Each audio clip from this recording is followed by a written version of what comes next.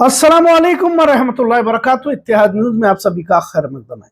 नए साल की शुरुआत में मुसलमानों के हालात का जायजा तो जरूरी है, लेकिन अब सिर्फ मुसलमान ही निशाने पर नहीं रहे, क्योंकि मुल्क के हालात बद से बदतर होते जा रहे हैं और हालात सिर्फ मुसलमानों के लिए ही नहीं बल्कि दलित और ईसाइयों पर भी भारी पड़ रहे हैं। नए साल का जश्न करने वालों पर पुलिस ने कई जगहों पर कार्रवाई की, लेकिन बड़े होटलों में घुसकर नहीं बल्कि ईसाइयों के चर्च पर फिरका परस्तों की मौजूदगी में की गई। वैसे दलित ईसाइयों पर 2024 में खुलकर हमले किए गए और दलित ईसाई खवातीनों को हिरासा और पीटा भी गया। मुसलमानों पर जहां मुस्तकिल हमले किए जा रहे हैं, वही दलित और ईसाइयों पर भी हमले अब हिंदुत्व तंजीमों की जानिब से बढ़ा दिए गए हैं। दिल्ली की ईसाइयों की तंजीम यूनाइटेड क्रिश्चियन फोरम यूसीएफ ने कहा कि जनवरी में यानी कि 2024 में ईसाइयों के खिलाफ तशद्दुद की 70 वारदातें देखी गई। इसके बाद फरवरी के 29 दिनोम में 62 वारदातें और मार्च 2024 के 15 दिनों में 29 वारदातें पेश आई। इस तरह महज 2.5 महीने में कुल 161 वारदातें ईसाइयों के खिलाफ पेश आई। अब तक सिर्फ मुसलमानों को लेकर हमलों की चर्चा, बहस, तबसरे देखे जा रहे थे, लेकिन फिरका परस्त हिंदुत्व तंजीमें अब बेकाबू होते दिगर समाज पर भी हमले कर रही है। ईसाइयों की तरह दलितों पर भी हमले भारत में बढ़ चुके हैं। हाल ही में डॉक्टर बाबा साहब अम्बेडकर पर तौहीन आमोज अल्फाज गृह मंत्री अमित शाह ने इस्तेमाल किए, जिसे लेकर मुल्क भर में एहतजाज तो हुआ, लेकिन उस मियार का नहीं कह सकते। तमाम कानूनी मराइल होने के बावजूद दलितों पर जुल्म सितम का सिलसिला रुकने का नाम नहीं ले रहा।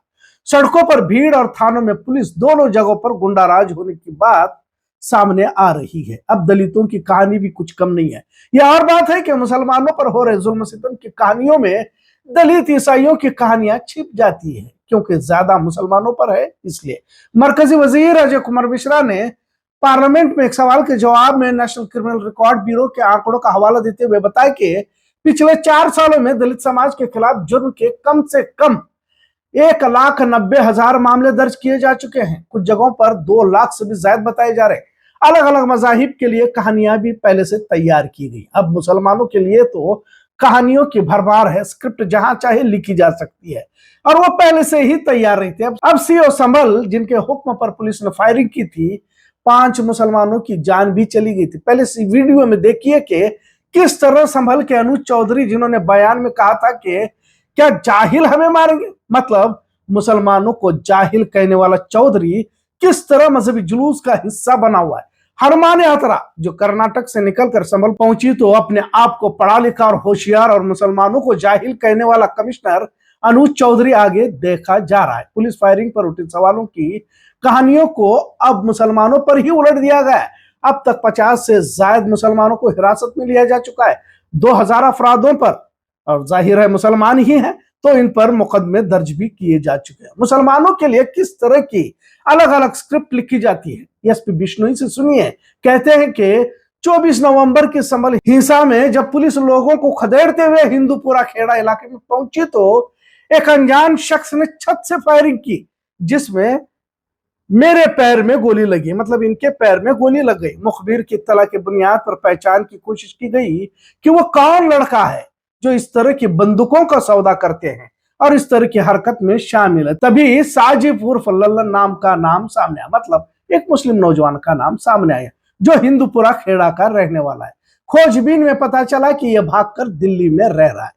दिल्ली में लक्ष्मीनगर और जहांगीरपुरी दोनों जगहों पर छापेमारी की गई, फिर यह वहां से भागकर दूसरी जगहों पर चला गया। अब कहानियों की बुनियाद पर गिरफ्तारियां जारी हैं और यहां तक के एनकाउंटर भी किए जा रहे हैं। भीड़ ने खुद अपने आप पर ही गोलियां चलाई और मर गए, लिहाजा इन कहानियों पर देश भरोसा भी कर रहा है। तभी तो पुलिस वालों पर किसी तरह की कार्रवाई नहीं हो रही और एक तरफा गिरफ्तारियां अमल में आ भी रही है। मुसलमानों के खिलाफ अब मॉब लिंचिंग की वारदातें फिर से बढ़ गई है। दरमियान में कुछ बंद हुई थी, लेकिन फिर से बढ़ गई है। हाल ही में एक किताब का रस्मी इजरा हुआ। बीइंग मुस्लिम इन हिंदू इंडिया के मुसन्निफ जिया सलाम कहते हैं, मुसलमान अपने ही मुल्क में दूसरे मियार के शहरी हो चुके हैं और अनजान अकलियत बने हुए हैं। हाल ही में अमित शाह के बयान पर तबसरा किया जा रहा है, लेकिन दलितों का एहतजाज भी मियारी नजर नहीं आ रहा। जब दलितों पर जुल्म सितम की वारदातें बढ़ चुके हैं और डॉक्टर बाबा साहब अम्बेडकर को लेकर जो बयान अमित शाह ने दिया काबिल मजम्मत तो है ये, लेकिन कितना असर हुआ ये भी उतना ही जरूरी है। एक आध जगह पर कुछ एहतजाज देखे जा रहे हैं, लेकिन कुछ असर नजर नहीं आया। मतलब अब दलित भी खामोश ही हैं जिस तरह मुसलमान खामोश है। रही बात ईसाइयों की, इन पर भी इतने हमले करने के बावजूद भी इनकी तरफ से रद्द अमल तो दूर की बात, मामूली एहतजाज तक ईसाइयों को करते देखा नहीं गया। मतलब मुसलमान जिस तरह ज़हनी गुलामी के मरीज है, उसी जुमरे में दलित ईसाइयों को भी लिया जाए तो गलत ना होगा। चूंकि मुसलमान तादाद में बहुत ज्यादा है, इस मुल्क में दूसरे नंबर के अकलियती हैं, ज्यादा निशाने पर लिया जाता है। दलितों की तादाद भी बहुत ज्यादा, लेकिन किसी तरह का इत्तेहाद दलितों, मुसलमानों, ईसाइयों में नजर नहीं आता। तभी तो फिरका परस्त अलग अलग जगहों पर मुसलमानों को, ईसाइयों को और दलितों को निशाना बना रहे और इन्हें कोई रोकने वाला नहीं है। कर्नाटक में कांग्रेस की हुकूमत है, इसके बावजूद भी राम सेना बजरंग दल की जानिब से तरबियती कैंप चलाए जा रहे हैं। इससे बढ़कर ताज्जुब की क्या बात हो सकती है। ये दिना कन्नड़ न्यूज रिपोर्ट के मुताबिक कर्नाटक के मुख्तलिफ शहरों में ट्रेनिंग कैंप चलाए जा रहे हैं, जिसमें एयरगन, लाठी, तलवारबाजी की तरबियत दी जा रही है। अब तो खुले तौर पर देश रक्षा जैसी बात करते हुए देखने को मिल रहा है। अगर इन्हीं को देश रक्षा करनी है तो फिर फौज या पुलिस किस लिए? ये तो खैर महज कहने की बातें हैं। इनके निशाने पर मुसलमान है, ये अलग से बोलने की जरूरत नहीं है। इस तरह एक मजहब को लेकर नफरती गिरोह चलाने वालों पर कार्रवाई क्यों नहीं की जा रही? और अब तो सिर्फ ये ना समझा जाए कि मुसलमान ही निशाने पर है। बाजार मुसलमान तो है, लेकिन आपने ऊपर तमाम तफसीलात देखे कि किस तरह दलित और ईसाइयों को भी निशाना बनाया जा रहा है। एक तरह से भाजपा और संघीय विचारधारा की साजिश है कि देश पर हुकूमत करना है तो धर्म की राजनीति की जाए। उसके लिए एक धर्म के लोगों को देश विरोधी साबित करके ऐसा नैरेटिव सेट किया जाए कि कोई भी दिगर मसले यानी महंगाई, बेरोजगारी पर सवाल करने के धर्म रक्षा ही की बात करते रहे। जब देश में गरीबी ज्यादा होती है तो समाज का बड़ा हिस्सा दो वक्त की रोटी के फिक्र में लगा रहेगा। जाहिर है सवाल करने वाले धीरे धीरे खत्म हो जाएंगे। एक समाज की नफरत को ही परवान चढ़ाकर सत्ता की मलाई का लुत्फ उठाया जा सकता है और इसी दिशा में मुल्क चल पड़ा है। कांग्रेस हुकूमत में अगर राम सेना जैसी फिरका परस्त पार्टी तरबियती कैंप चला रही है, यहाँ तक कुछ सरकारी स्कूलों का इस्तेमाल जाने की भी खबर हासिल हुई है, न तो कोई मुसलमान इस पर एतराज कर रहा है और न ही दलित आवाज उठा रहा है। कुछ जगह पर तो दलित नौजवान ही राम सेना जैसी तंजीमों के जिम्मेदार होने की इत्तला हासिल हुई है। खैर, मुसलमान अपने अपने मसलकों की इज्तिमा करने में मसरूफ है। अब इस पर बोलना भी अच्छा नहीं लग रहा कि कैसे मुखालिफ सिमत में हमारी सरगर्मियां जारी हैं। महदूद दायरे से हम बाहर आने को तैयार ही नहीं।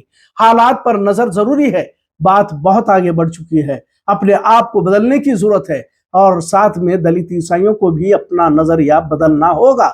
ये ना समझे कि सिर्फ मुसलमान ही निशाने पर है, दलित और ईसाई भी निशाने पर है और अब इन पर हमले तेज किए जा चुके हैं, इतना जरूर। आज का मौजू कैसा लगा इस पर जरूर कमेंट करें। इत्तेहाद न्यूज़ देखने के लिए शुक्रिया। अल्लाह हाफिज।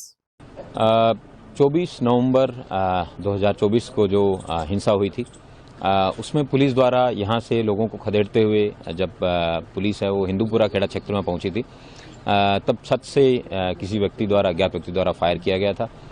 उसमें मुझे और मेरे पीआरओ को भी पाँव में गोली लगी थी।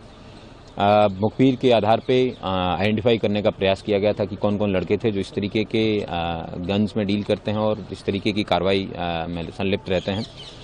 तब साजेब उर्फ तिल्लन नाम का एक व्यक्ति जो कि हिंदूपुरा खेड़ा का रहने वाला है, इस व्यक्ति का नाम प्रकाश में आया।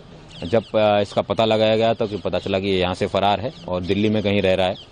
दिल्ली में लक्ष्मीनगर और जहांगीरपुरी, इन दोनों जगह पे भी दबिश दी गई। तब वो वहाँ से फरार होकर कहीं अन्य जगह चला गया। करीबन 1 महीने की धरपकड़ के बाद में इस व्यक्ति को पकड़ा गया है, कल जेल भेजा गया है। इसके पास से 12 बोर का एक कंट्रीमेड वेपन भी रिकवर हुआ है, 2 लाइव कार्ट्रिजेज भी रिकवर हुए हैं और जो छर्रे जो उस दिन पीआरओ साहब के और हमारे पाँव में लगे थे वो भी 12 बोर के थे, विच आल्सो प्रूव्स दैट कि इनके द्वारा इस तरीके का असले का प्रयोग किया गया और रिकवरी भी इन साजेब और तिल्लन से की गई है और विधिक कार्रवाई सुनिश्चित की जा रही है। यह एक महत्वपूर्ण संदेश सभी लोगों के लिए है कि जो भी व्यक्ति पुलिस के ऊपर इस प्रकार की घटना में सम्मिलित रहेगा या इस तरीके का कृत्य करेगा, उत्तर प्रदेश पुलिस है उसके खिलाफ सख्त से सख्त कार्रवाई अमल में लाएगी। Thank you.